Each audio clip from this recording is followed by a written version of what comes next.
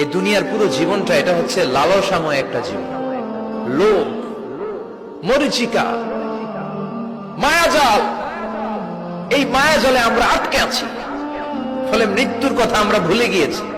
পাগলের মতো ছুটছি, আরো টাকা লাগবে, আরো খ্যাতি লাগবে, আরো যশ লাগবে, আরো দাপট লাগবে। আমার এত টাকা দিয়ে কি হবে? এত সম্পদ দিয়ে কি হবে?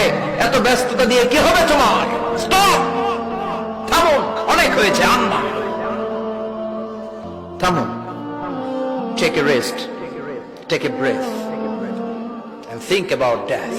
Think that you have to go back to your Lord. একটু বসেন না, একটু ভাবেন যে আমাকে চলে যেতে হবে, চলে যেতে হবে। এই কোলাহল, এই ব্যস্ততা, এগুলো থাকবে, থাকবো না আমি। সাইয়েদনা ওমর ফারুক বলেছেন, মুতু ক্বাবলা আন তামুতু, মরার আগে একবার মরো। হাসিবু ক্বাবলা আন তুহাসাবু আলাইকুম, তোমার হিসাব নেওয়ার আগে তুমি একবার নিজের হিসাবটা করো না। কাগজ বের করে একটু লিখো না, কি কি ভালো কাজ করছিলা, যেগুলো দিয়ে নাজাতের ওসিলা হতে পারে। 1 2 3, আর কি কি আকাম কুকাম করছো দেখো না, লিখে দেখো তোমার অবস্থাটা কি। মরার আগে একবার মরো।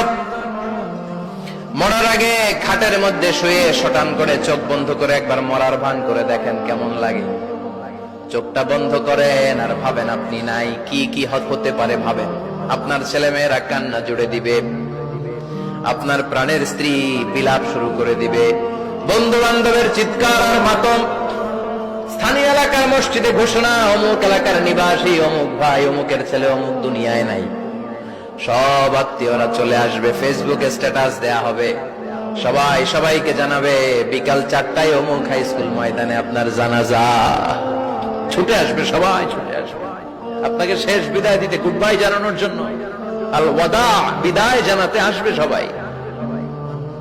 4 তাকবীর দিয়ে আপনার জানাজা হবে, অশ্রুসিক্ত জানাজায় আপনার বিদায় হবে। কাঠের খাটিয়ার মধ্যে করে কাঁধে তুলে আপনার কবরে নেওয়া হবে, আগে থেকে খুঁড়ে রাখা কবরটার মধ্যে আপনারে বিছিয়ে দেয়া হবে, বাঁশের কচি দিয়ে তার উপরে মাটির চাপা দিয়ে সব চলে যাবে। ভাবেন না একবার চোখ বন্ধ